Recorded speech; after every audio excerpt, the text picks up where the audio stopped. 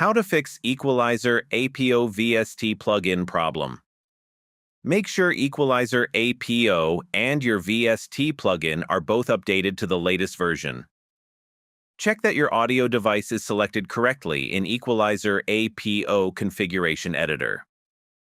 Install the VST plugin in a folder that Equalizer APO can access. Add the VST plugin in the configuration editor by creating a VST block. Ensure the plugin matches your system architecture, whether 32-bit or 64-bit.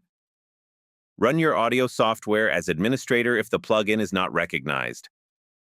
Close other audio programs that might conflict with Equalizer APO. Restart your computer or audio service to apply all changes.